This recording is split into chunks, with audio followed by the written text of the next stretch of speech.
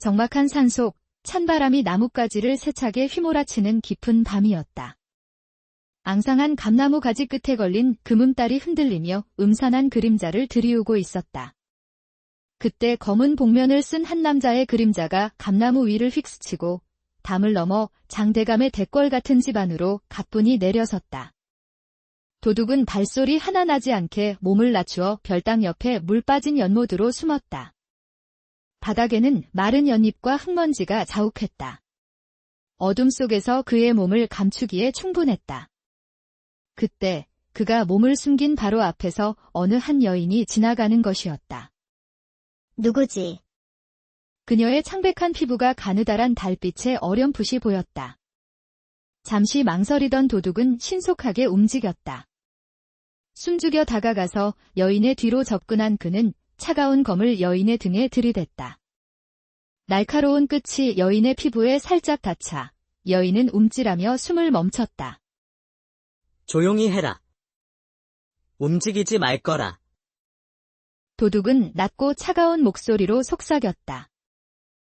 소리 지르면 내 목숨도 끝이다.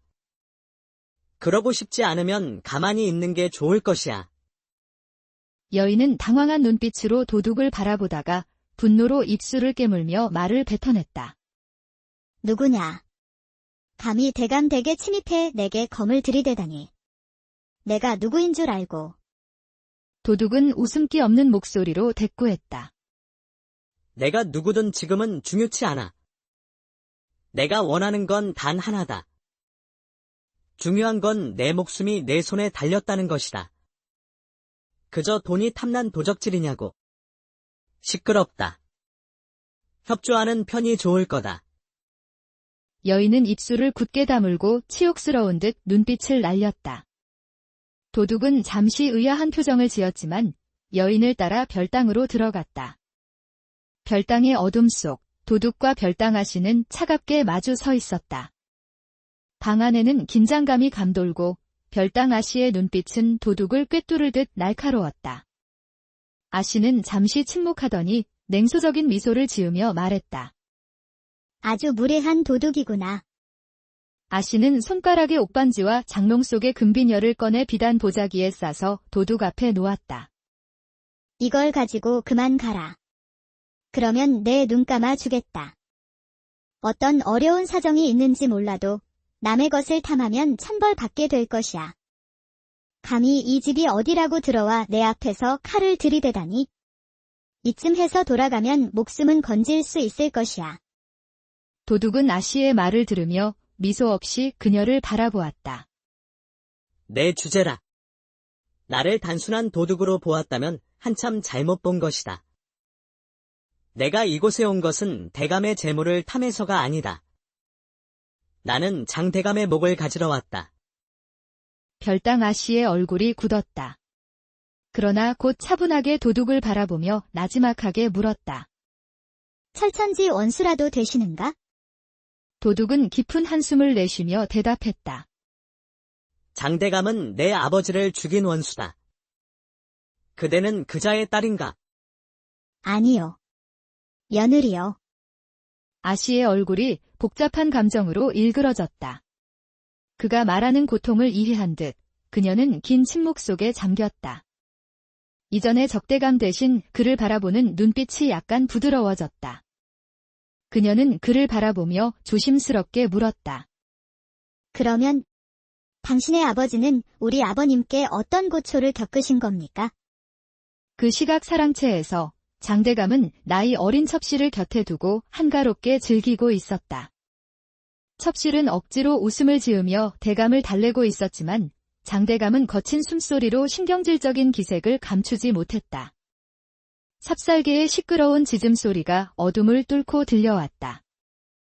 저게 대체 왜 저렇게 시끄럽게 짖는다 말이냐?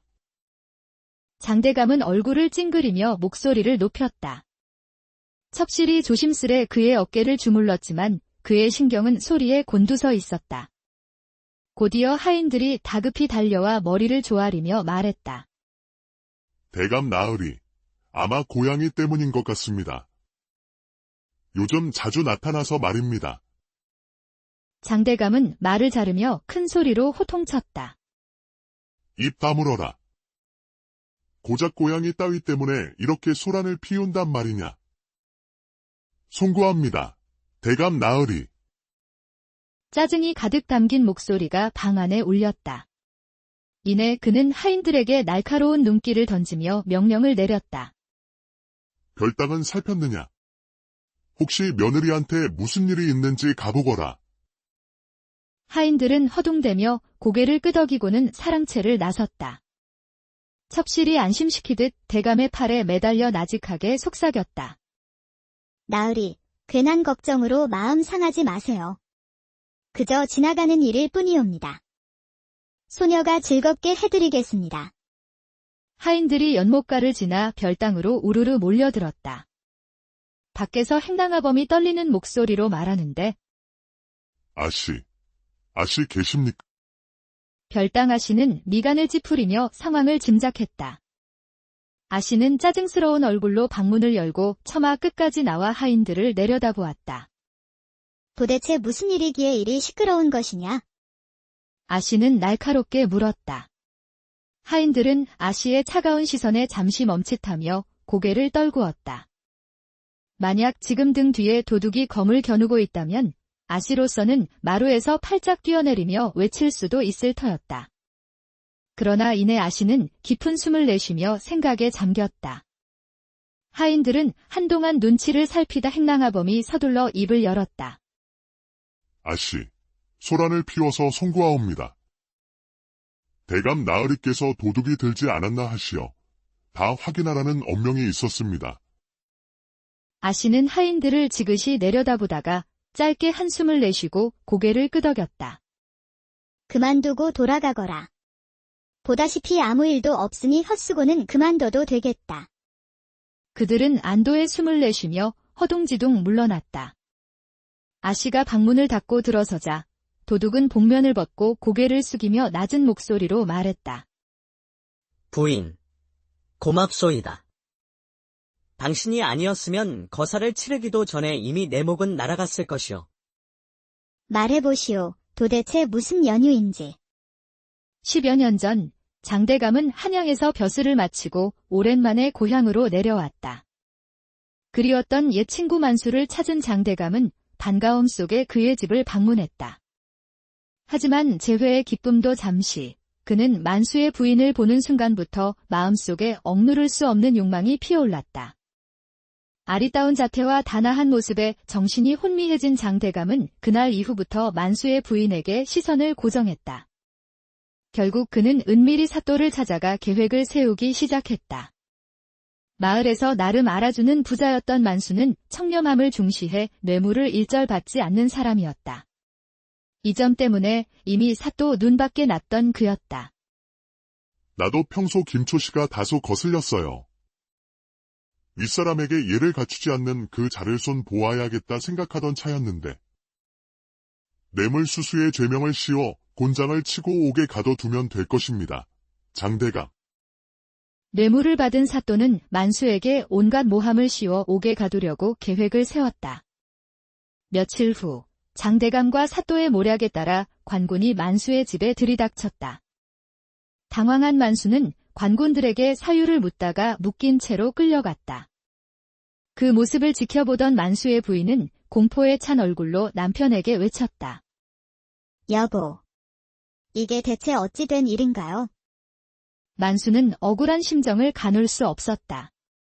그는 아내를 진정시키려 말했다. 여보, 절대 걱정하지 말게. 나는 죄를 지은 적이 없으니 곧 풀려날 것이오. 날 믿어주시오. 만수는 차가운 감옥 속에서 추운 겨울을 보내며 버텼다. 매일 밤 그는 가슴 깊이 쌓인 억울함과 그리움에 잠기며 부인과 어린 아들을 생각했다. 하지만 추위와 배고픔, 고문의 후유증을 이기지 못한 그는 결국 차가운 감방 속에서 조용히 숨을 거두었다.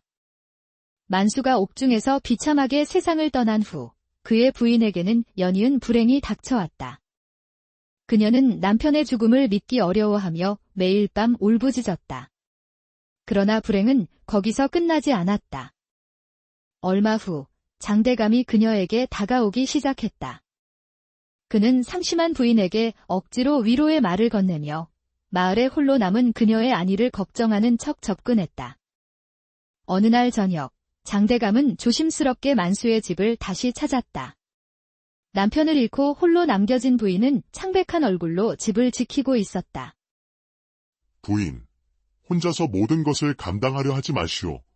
이제는 누군가가 그대를 돌보아야 할 때가 아닙니까? 부인은 그를 바라보며 서늘한 표정으로 대답했다. 저를 더 이상 찾지 말아주십시오. 남편 일은 슬픔을 감당하기에도 벅찹니다. 장대감은 억지로 동정심 어린 미소를 지으며 고개를 저었다. 만수는 내 오랜 친구였소. 내가 그대의 남편을 잃은 슬픔을 위로하고 그 자리를 채워줄 수 있다면 얼마나 좋겠소. 부인은 장대감의 말을 듣고 고개를 숙일 뿐 말을 아꼈다. 만수의 빈자리가 크겠지만 그대를 외롭게 둘 수는 없지 않소. 내가 그대를 돌본다면 그대의 삶이 좀 더 평안해질 것이요. 어려울 때일수록 의지할 사람이 필요하지 않겠소? 만수도 그걸 바라고 있을지 모르오. 부인은 그 말에 강하게 고개를 저었다. 남편이 없는 빈자리도 제 힘으로 견뎌내겠습니다. 그러니 더 이상 저희를 괴롭히지 말아주십시오.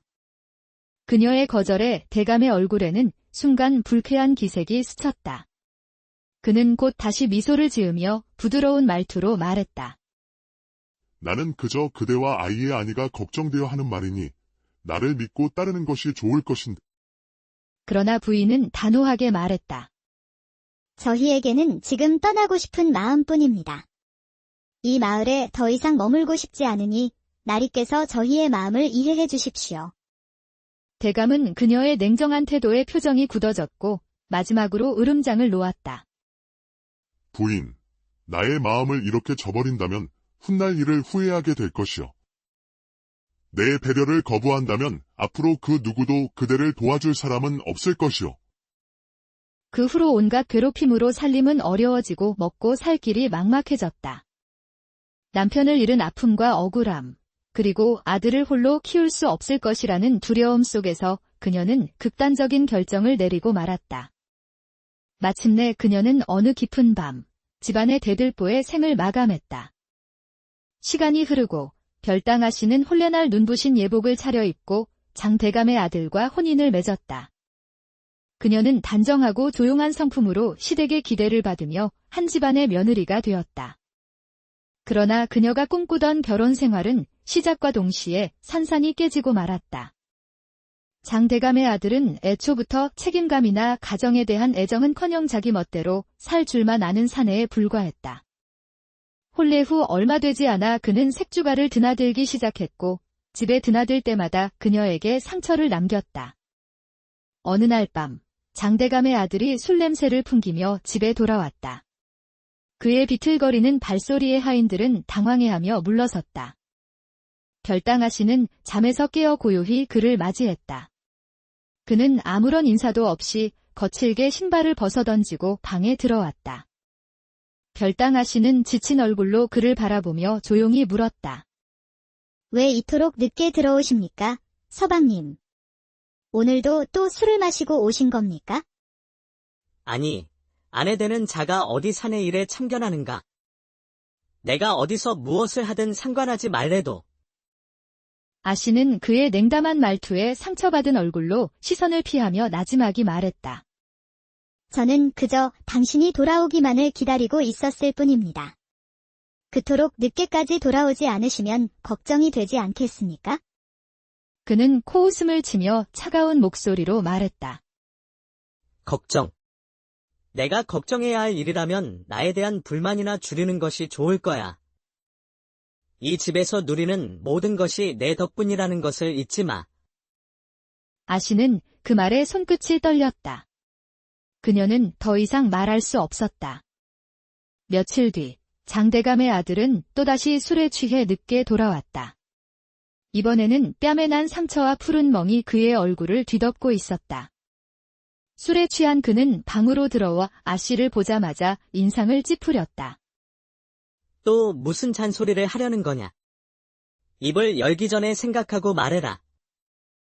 서방님, 제발 이 집안을 살피셔야지요.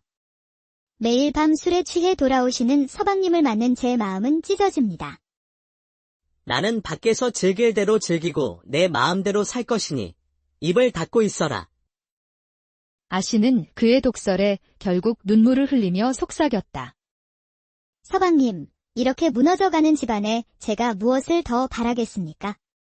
제발 저를 위한 마음은 없어도 이 집안과 당신을 위해서라도 집에만 계셔주시지요. 장대감의 아들은 그런 그녀를 비웃으며 냉정하게 돌아섰다. 너와 나의 인연은 그저 필요에 의한 혼인일 뿐이야. 마음 같은 거 바라지 말아라. 그는 그 후로도 매일같이 색주가를 드나들었다.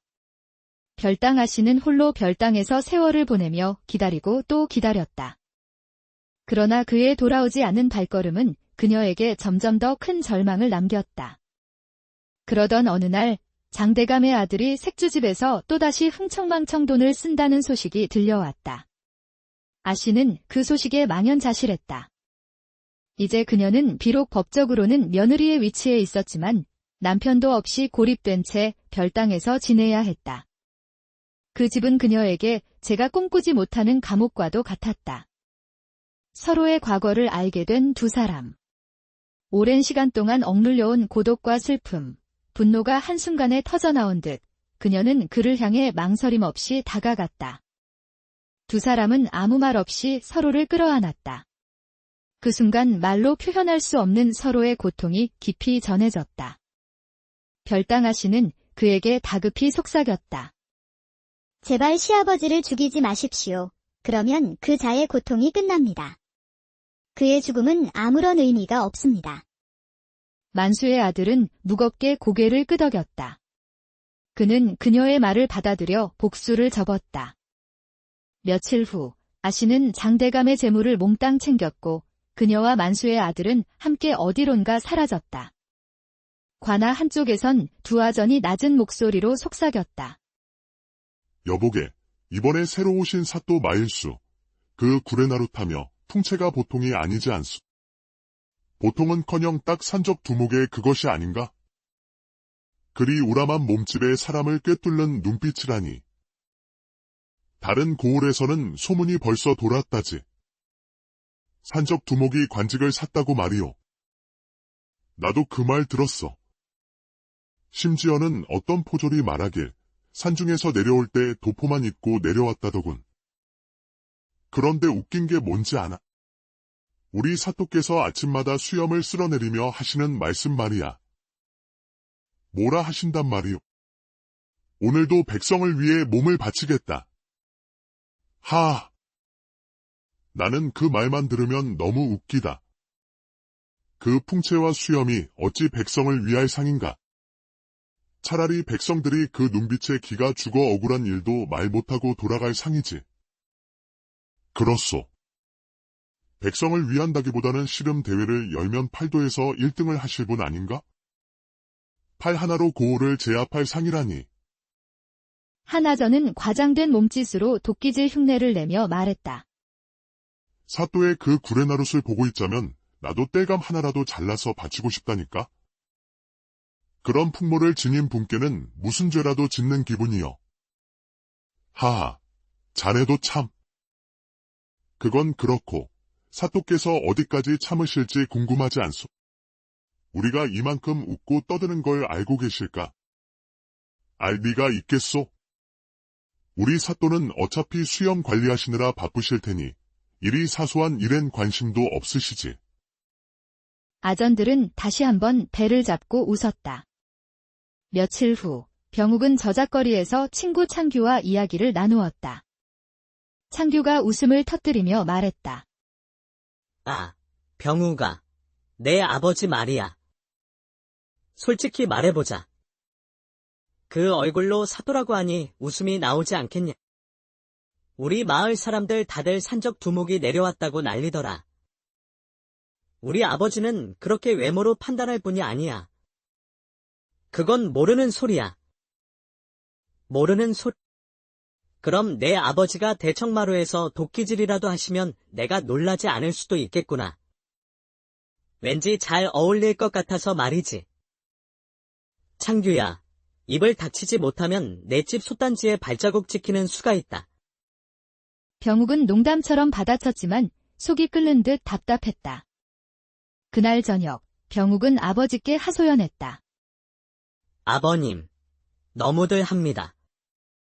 친구 창규도 그렇고, 아버지 부하들도 그렇고, 모두가 아버님을 흉보고 웃습니다. 왜 가만히 계시는 겁니까? 아버지는 조용히 병욱을 바라보더니 갑자기 방안이 떠나가라 웃음을 터뜨렸다. 병우가, 그만두거라. 산적 두목 같다니, 도끼질할 상이라니. 평생 듣던 말이다. 그러니 그 말을 어찌 내가 새삼스레 들을 수 있겠느냐. 아버님, 그럼에도 아전들이 상관을 무시하는 것은 옳지 않습니다. 백성을 다스리는 분을 두고 말입니다. 아버지는 미소를 머금으며 말했다. 병우가, 참으로 소중한 것은 시간을 두고 증명하는 법이다. 존경이란 내가 먼저 본을 보이지 않고서 강요할 수 없는 것이니라. 저들 또한 나쁜 이들이 아니다. 때가 오면 저들이 자연스레 알게 될 것이다. 그러나 아버님, 더 이상 말하지 말고 기다려 보아라. 모든 것은 순리대로 흘러가게 마련이다.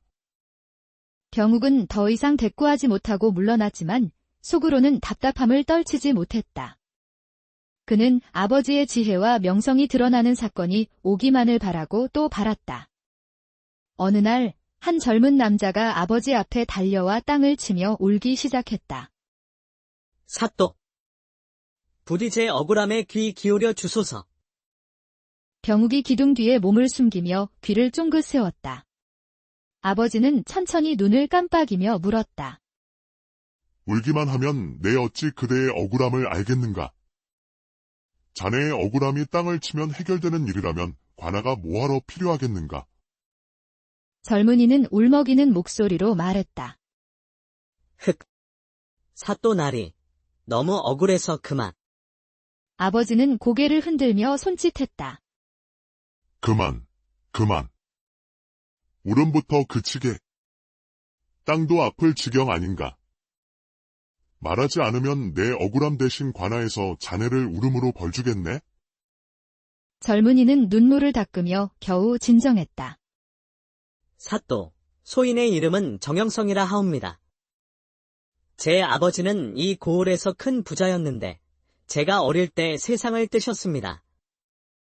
그런데 그 많던 돈이 자네 아버지께서 무슨 잘못이라도 하셨나? 아니면 자네가 어쩌다 그 돈을 잃었단 말인가? 아니옵니다. 사또 나리. 제 아버지께서는 일가 친척도 없이 외로이 저를 키우셨습니다.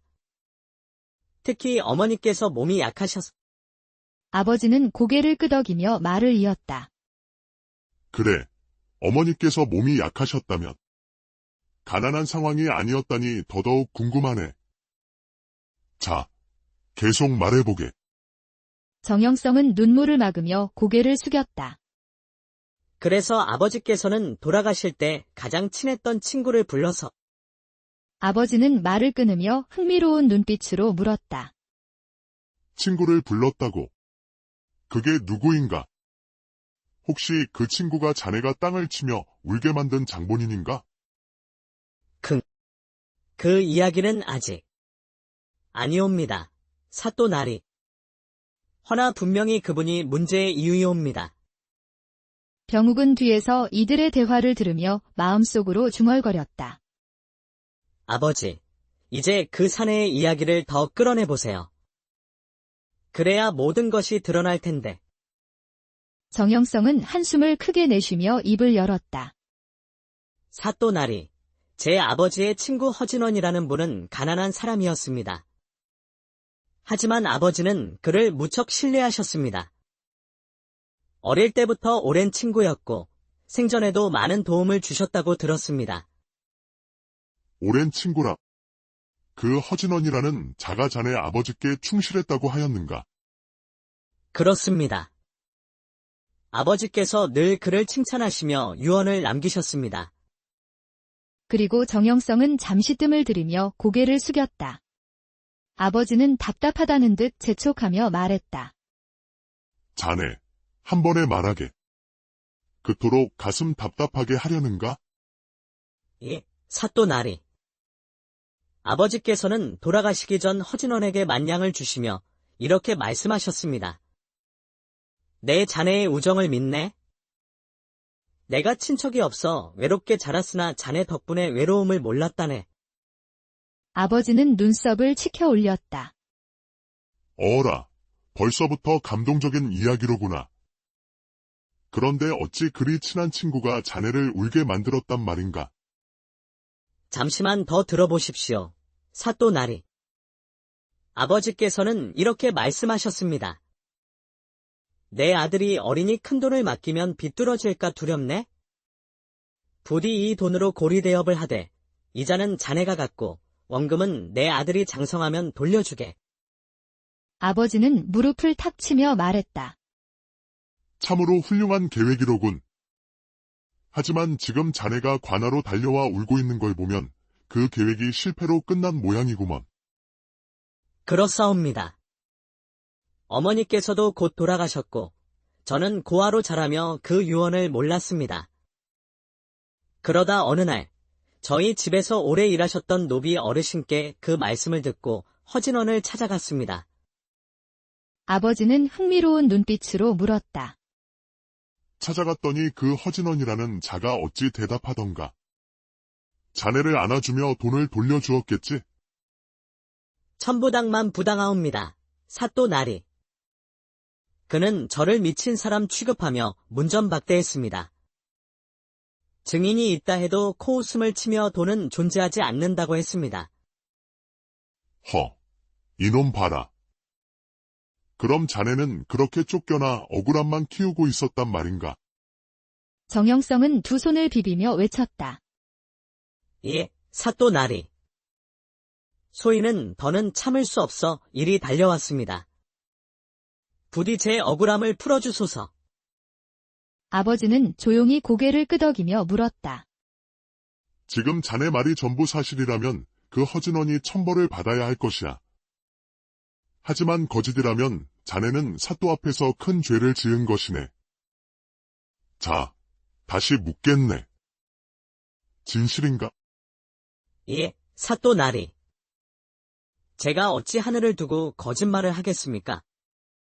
믿지 못하신다면 노비를 데리고 와 증언을 듣게 하셔도 됩니다. 아버지는 생각에 잠긴 듯한 표정을 지었다. 좋다. 진실인지 아닌지는 허진원이라는 자를 불러 물으면 알 수 있을 터. 여봐라. 예, 사또 나리. 당장 가서 그 허진원을 대령하라. 알겠사옵니다. 포졸들이 서둘러 나가자 아버지는 미소를 지었다. 자네는 조금만 더 기다리게. 내가 이 일을 바로잡아 주리라. 허나 자네 말이 거짓으로 드러난다면 그때는 자네도 각오해야 할 것이네. 정영성은 두 손을 모아 고개를 깊이 숙였다. 사또 나리, 소인은 결코 거짓을 고한 적이 없사옵니다. 병욱은 기둥 뒤에서 이 모든 것을 지켜보며 속으로 환호했다. 드디어 이제 아버지의 진가를 모두가 알게 될 것이다. 한 시즌이 흐르고 내 이놈. 내 죄를 알렸다. 허진원은 두 팔을 잡힌 채 관하로 끌려왔다. 얼굴은 벌개졌고 당황한 기색이 역력했다. 사또 나리, 소인이 무슨 일을 저질렀기에 감히 여쭈옵니다. 아버지는 눈썹을 치켜 올리며 목소리를 높였다. 이런 발칙한 자를 보았나? 아직도 내 죄를 모르겠다는 뜻이냐? 아니옵니다. 사또 나리. 소인은 영문을 도대체 무슨 죄를 말씀하시는지 모르겠사옵니다. 아버지는 하늘을 가리켰다. 하늘도 알고 땅도 아는 너의 죄를 어찌 모르겠느냐? 내가 도적 이영로와 내통하여 만냥을 받아내고도 이를 부정하고 있으니 대체 어찌해야 그 입에서 진실이 나올까? 허진원의 얼굴이 흑빛으로 변했다. 사또 나리. 천부당만 부당하신 말씀입니다. 소인은 이영노라는 자를 알지도 못합니다. 어찌 그런 죄를 뒤집어 씌우십니까? 사또는 태연한 표정을 유지하며 손을 턱에 대고 고개를 끄덕였다. 오라, 내가 그렇게 뻔뻔하게 나올 줄 알았다. 여봐라. 이놈이 쉽게 자백할 놈이 아니니 그 도적 이영노를 데려오너라. 예, 사또 나리.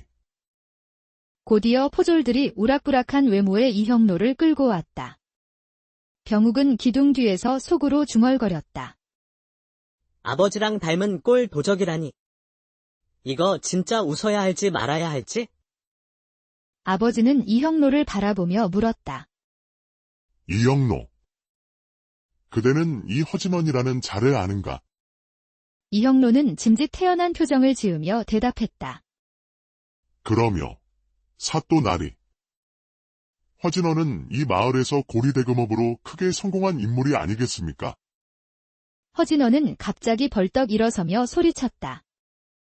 아니옵니다. 전 이놈을 오늘 처음 보았습니다. 사또 나리, 저를 믿어주십시오. 아버지는 허진원을 향해 손가락을 가리키며 꾸짖었다.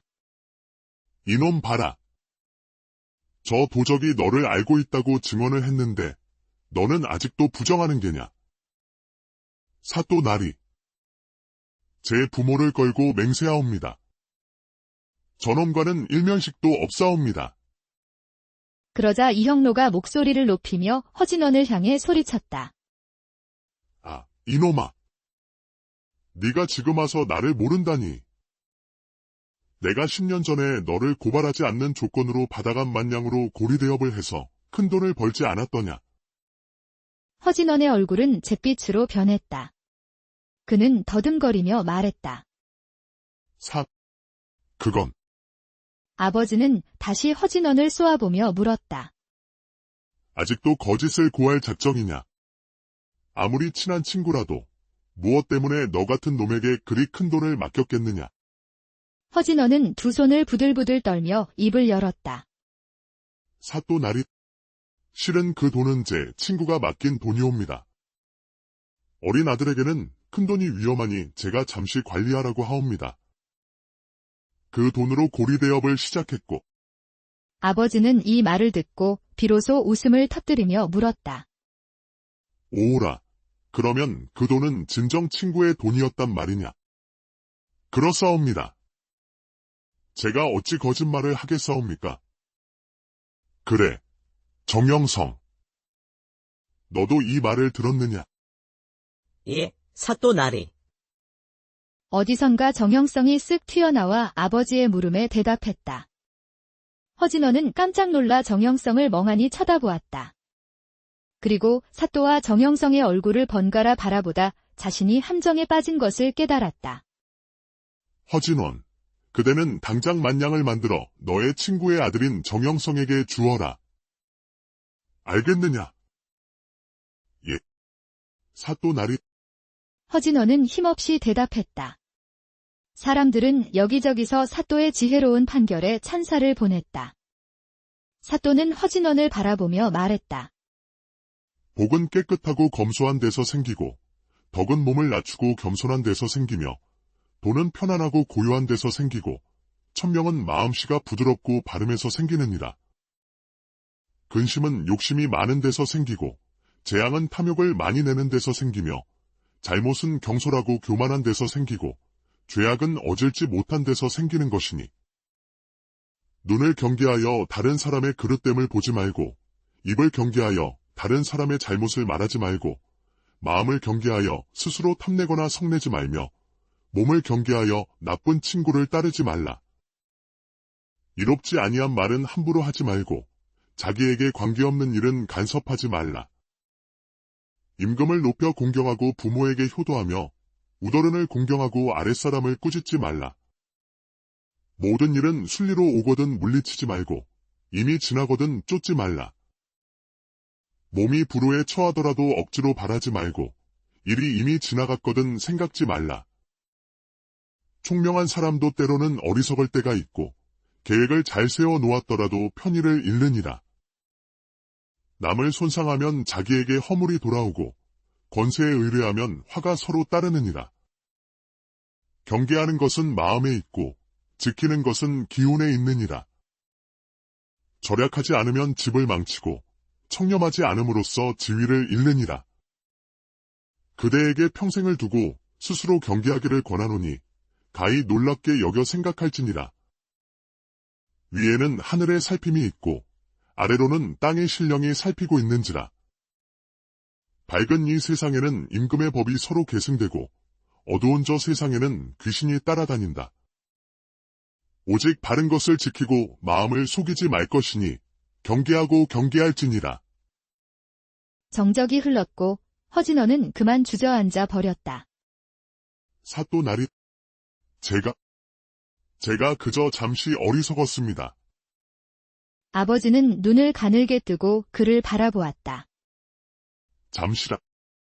잠시 어리석은 자가만량을 가지고 10년 동안 고리대업을 번창시키느냐.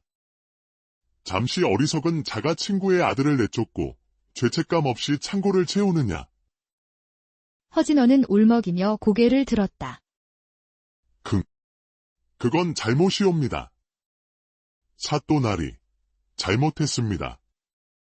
부디 기회를 주십시오. 내 생각 같아서는 친구의 도리를 저버리고 탐욕으로 죄악을 낳은 너를 옥에 가두고 내 재산을 몽땅 빼서 정영성에게 주고 싶다. 하지만 그것이 또한 옳지 않기에 내가 용서한 것이다. 다만 이 기회를 망치면 그땐 나도 자비를 베풀 수 없을 것이다. 허진원은 그 자리에서 바닥에 엎드렸다. 사또나리, 은혜를 베풀어 주시니 이 죄인이 죽을 죄를 졌습니다. 이제부터라도 정영성에게 은혜를 갚겠사옵니다. 사또는 고개를 끄덕이며 말했다. 그래, 그것이야말로 내가 져야 할 책임이다. 정영성이 조심스레 앞으로 나와 말했다. 이제는 저도 마음이 노십니다. 잘못을 깨달으셨으면 이미 용서했습니다. 허진원은 흐느끼며 고개를 들었다. 내가 어리석었다. 이 죄인을 용서해 주겠느냐? 괜찮습니다. 이제 함께 올바른 길로 걸어가시길 바랍니다. 아버지는 마지막으로 말했다. 자, 오늘의 일이 너희 모두에게 교훈이 되길 바란다. 탐욕은 결국 화를 부르고 겸손과 성실이야말로 사람을 살리는 법이니라. 며느라, 요즘도 기미가 없구나. 시어머니는 누르퉁퉁한 얼굴에 의아함을 감추지 못한 표정으로 내뱉었다. 영월은 손끝으로 옷고름을 꼭 잡으며 억지로 미소를 지었다. 아직 때가 안 됐겠지요. 조금만 더 기다려주시면 옆에 앉아있던 작은아 씨가 혀를 찼다. 때가 안 되긴.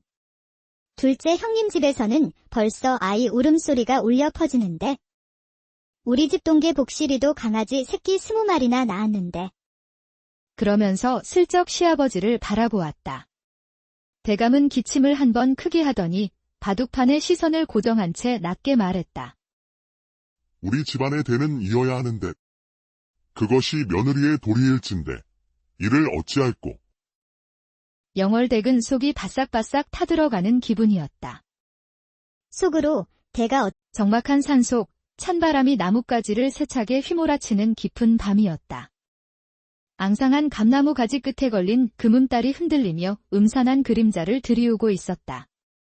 그때 검은 복면을 쓴 한 남자의 그림자가 감나무 위를 휙스치고 담을 넘어 장대감의 대궐 같은 집 안으로 가뿐히 내려섰다.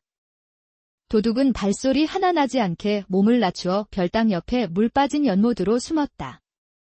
바닥에는 마른 연잎과 흙먼지가 자욱했다. 어둠 속에서 그의 몸을 감추기에 충분했다.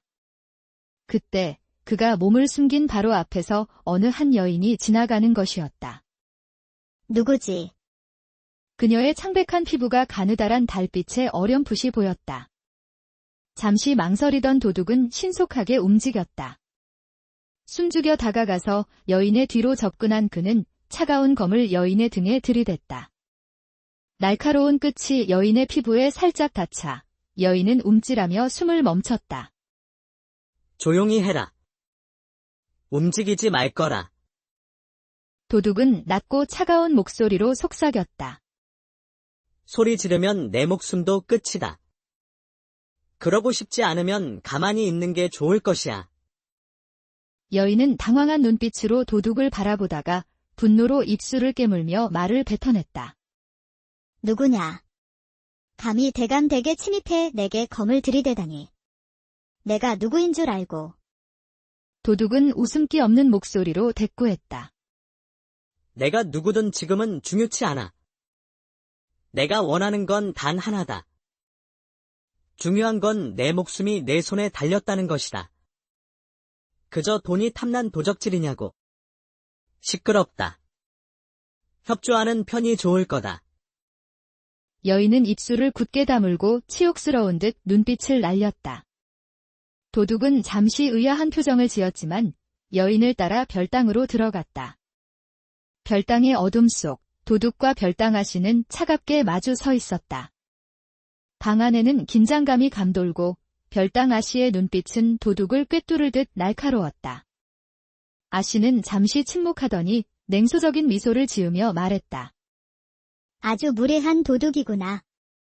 아씨는 손가락의 옥반지와 장롱 속의 금비녀를 꺼내 비단 보자기에 싸서 도둑 앞에 놓았다. 이걸 가지고 그만 가라. 그러면 내 눈 감아 주겠다. 어떤 어려운 사정이 있는지 몰라도 남의 것을 탐하면 천벌 받게 될 것이야.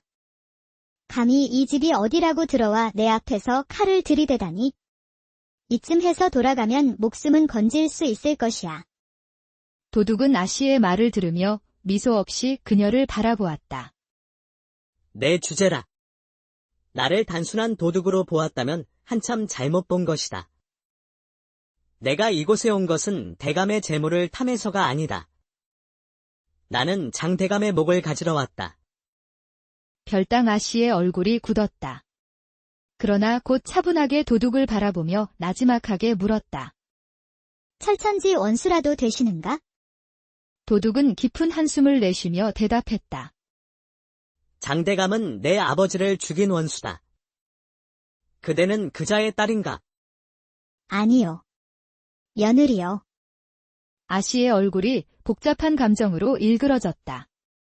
그가 말하는 고통을 이해한 듯 그녀는 긴 침묵 속에 잠겼다. 이전의 적대감 대신 그를 바라보는 눈빛이 약간 부드러워졌다. 그녀는 그를 바라보며 조심스럽게 물었다. 그러면 당신의 아버지는 우리 아버님께 어떤 고초를 겪으신 겁니까? 그 시각 사랑채에서 장대감은 나이 어린 첩실을 곁에 두고 한가롭게 즐기고 있었다. 첩실은 억지로 웃음을 지으며 대감을 달래고 있었지만 장대감은 거친 숨소리로 신경질적인 기색을 감추지 못했다. 삽살개의 시끄러운 짖음소리가 어둠을 뚫고 들려왔다. 저게 대체 왜 저렇게 시끄럽게 짖는다 말이냐? 장대감은 얼굴을 찡그리며 목소리를 높였다. 첩실이 조심스레 그의 어깨를 주물렀지만 그의 신경은 소리에 곤두서 있었다. 곧이어 하인들이 다급히 달려와 머리를 조아리며 말했다. 대감 나으리, 아마 고양이 때문인 것 같습니다. 요즘 자주 나타나서 말입니다. 장대감은 말을 자르며 큰 소리로 호통쳤다. 입 다물어라. 고작 고양이 따위 때문에 이렇게 소란을 피운단 말이냐. 송구합니다. 대감 나으리. 짜증이 가득 담긴 목소리가 방 안에 울렸다. 이내 그는 하인들에게 날카로운 눈길을 던지며 명령을 내렸다. 별당은 살폈느냐? 혹시 며느리한테 무슨 일이 있는지 가보거라. 하인들은 허둥대며 고개를 끄덕이고는 사랑채를 나섰다. 첩실이 안심시키듯 대감의 팔에 매달려 나직하게 속삭였다. 나으리, 괜한 걱정으로 마음 상하지 마세요. 그저 지나가는 일일 뿐이옵니다. 소녀가 즐겁게 해드리겠습니다. 하인들이 연못가를 지나 별당으로 우르르 몰려들었다. 밖에서 행랑아범이 떨리는 목소리로 말하는데 아씨 계십니까? 별당 아씨는 미간을 찌푸리며 상황을 짐작했다. 아씨는 짜증스러운 얼굴로 방문을 열고 처마 끝까지 나와 하인들을 내려다보았다. 도대체 무슨 일이기에 이리 시끄러운 것이냐? 아씨는 날카롭게 물었다. 하인들은 아씨의 차가운 시선에 잠시 멈칫하며 고개를 떨구었다. 만약 지금 등 뒤에 도둑이 검을 겨누고 있다면 아씨로서는 마루에서 팔짝 뛰어내리며 외칠 수도 있을 터였다. 그러나 이내 아씨는 깊은 숨을 내쉬며 생각에 잠겼다. 하인들은 한동안 눈치를 살피다 행랑아범이 서둘러 입을 열었다. 아씨, 소란을 피워서 송구하옵니다. 대감 나으리께서 도둑이 들지 않았나 하시어 다 확인하라는 엄명이 있었습니다. 아씨는 하인들을 지그시 내려다보다가 짧게 한숨을 내쉬고 고개를 끄덕였다. 그만두고 돌아가거라. 보다시피 아무 일도 없으니 헛수고는 그만둬도 되겠다. 그들은 안도의 숨을 내쉬며 허둥지둥 물러났다. 아씨가 방문을 닫고 들어서자 도둑은 복면을 벗고 고개를 숙이며 낮은 목소리로 말했다. 부인, 고맙소이다. 당신이 아니었으면 거사를 치르기도 전에 이미 내 목은 날아갔을 것이오. 말해보시오. 도대체 무슨 연유인지. 10여 년 전 장대감은 한양에서 벼슬을 마치고 오랜만에 고향으로 내려왔다. 그리웠던 옛 친구 만수를 찾은 장대감은 반가움 속에 그의 집을 방문했다. 하지만 재회의 기쁨도 잠시, 그는 만수의 부인을 보는 순간부터 마음속에 억누를 수 없는 욕망이 피어올랐다. 아리따운 자태와 단아한 모습에 정신이 혼미해진 장대감은 그날 이후부터 만수의 부인에게 시선을 고정했다. 결국 그는 은밀히 사또를 찾아가 계획을 세우기 시작했다. 마을에서 나름 알아주는 부자였던 만수는 청렴함을 중시해 뇌물을 일절 받지 않는 사람이었다. 이 점 때문에 이미 사또 눈밖에 났던 그였다. 나도 평소 김초씨가 다소 거슬렸어요. 윗사람에게 예를 갖추지 않는 그 자를 손 보아야겠다 생각하던 차였는데 뇌물수수의 죄명을 씌워 곤장을 치고 옥에 가둬두면 될 것입니다. 장대감. 뇌물을 받은 사또는 만수에게 온갖 모함을 씌워 옥에 가두려고 계획을 세웠다. 며칠 후 장대감과 사또의 모략에 따라 관군이 만수의 집에 들이닥쳤다. 당황한 만수는 관군들에게 사유를 묻다가 묶인 채로 끌려갔다. 그 모습을 지켜보던 만수의 부인은 공포에 찬 얼굴로 남편에게 외쳤다. 여보. 이게 대체 어찌 된 일인가요? 만수는 억울한 심정을 가눌 수 없었다. 그는 아내를 진정시키려 말했다. 여보, 절대 걱정하지 말게. 나는 죄를 지은 적이 없으니 곧 풀려날 것이오. 날 믿어주시오. 만수는 차가운 감옥 속에서 추운 겨울을 보내며 버텼다. 매일 밤 그는 가슴 깊이 쌓인 억울함과 그리움에 잠기며 부인과 어린 아들을 생각했다. 하지만 추위와 배고픔, 고문의 후유증을 이기지 못한 그는 결국 차가운 감방 속에서 조용히 숨을 거두었다. 만수가 옥중에서 비참하게 세상을 떠난 후 그의 부인에게는 연이은 불행이 닥쳐왔다. 그녀는 남편의 죽음을 믿기 어려워하며 매일 밤 울부짖었다. 그러나 불행은 거기서 끝나지 않았다. 얼마 후 장대감이 그녀에게 다가오기 시작했다. 그는 상심한 부인에게 억지로 위로의 말을 건네며 마을에 홀로 남은 그녀의 안위를 걱정하는 척 접근했다. 어느 날 저녁, 장대감은 조심스럽게 만수의 집을 다시 찾았다. 남편을 잃고 홀로 남겨진 부인은 창백한 얼굴로 집을 지키고 있었다. 부인, 혼자서 모든 것을 감당하려 하지 마시오. 이제는 누군가가 그대를 돌보아야 할 때가 아닙니까? 부인은 그를 바라보며 서늘한 표정으로 대답했다. 저를 더 이상 찾지 말아주십시오. 남편 일은 슬픔을 감당하기에도 벅찹니다. 장대감은 억지로 동정심 어린 미소를 지으며 고개를 저었다. 만수는 내 오랜 친구였소. 내가 그대의 남편을 잃은 슬픔을 위로하고 그 자리를 채워줄 수 있다면 얼마나 좋겠소? 부인은 장대감의 말을 듣고 고개를 숙일 뿐 말을 아꼈다. 만수의 빈자리가 크겠지만 그대를 외롭게 둘 수는 없지 않소. 내가 그대를 돌본다면 그대의 삶이 좀 더 평안해질 것이요. 어려울 때일수록 의지할 사람이 필요하지 않겠소? 만수도 그걸 바라고 있을지 모르오. 부인은 그 말에 강하게 고개를 저었다. 남편이 없는 빈자리도 제 힘으로 견뎌내겠습니다. 그러니 더 이상 저희를 괴롭히지 말아주십시오. 그녀의 거절에 대감의 얼굴에는 순간 불쾌한 기색이 스쳤다. 그는 곧 다시 미소를 지으며 부드러운 말투로 말했다. 나는 그저 그대와 아이의 안위가 걱정되어 하는 말이니 나를 믿고 따르는 것이 좋을 것인데. 그러나 부인은 단호하게 말했다. 저희에게는 지금 떠나고 싶은 마음뿐입니다. 이 마을에 더 이상 머물고 싶지 않으니 나리께서 저희의 마음을 이해해 주십시오. 대감은 그녀의 냉정한 태도에 표정이 굳어졌고 마지막으로 으름장을 놓았다. 부인, 나의 마음을 이렇게 저버린다면 훗날 일을 후회하게 될 것이요. 내 배려를 거부한다면 앞으로 그 누구도 그대를 도와줄 사람은 없을 것이요.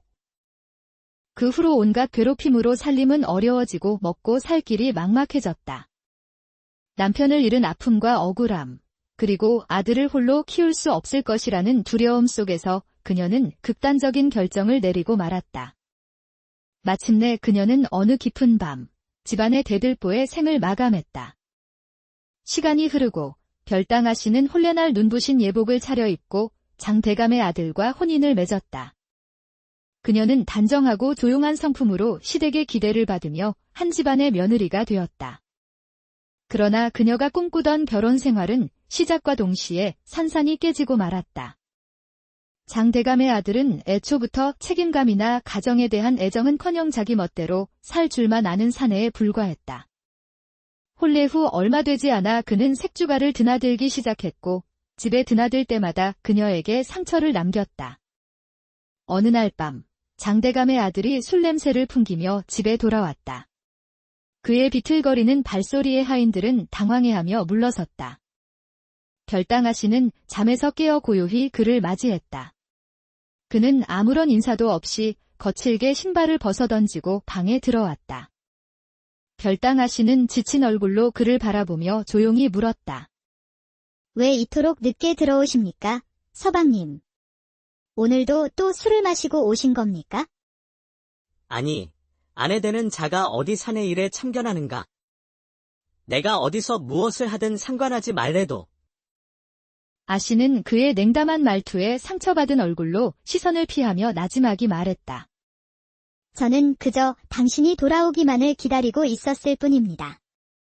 그토록 늦게까지 돌아오지 않으시면 걱정이 되지 않겠습니까? 그는 코웃음을 치며 차가운 목소리로 말했다. 걱정. 내가 걱정해야 할 일이라면 나에 대한 불만이나 줄이는 것이 좋을 거야. 이 집에서 누리는 모든 것이 내 덕분이라는 것을 잊지 마. 아씨는 그 말에 손끝이 떨렸다. 그녀는 더 이상 말할 수 없었다. 며칠 뒤, 장대감의 아들은 또다시 술에 취해 늦게 돌아왔다. 이번에는 뺨에 난 상처와 푸른 멍이 그의 얼굴을 뒤덮고 있었다. 술에 취한 그는 방으로 들어와 아씨를 보자마자 인상을 찌푸렸다. 또 무슨 잔소리를 하려는 거냐? 입을 열기 전에 생각하고 말해라. 서방님, 제발 이 집안을 살피셔야지요. 매일 밤 술에 취해 돌아오시는 서방님을 맞는 제 마음은 찢어집니다.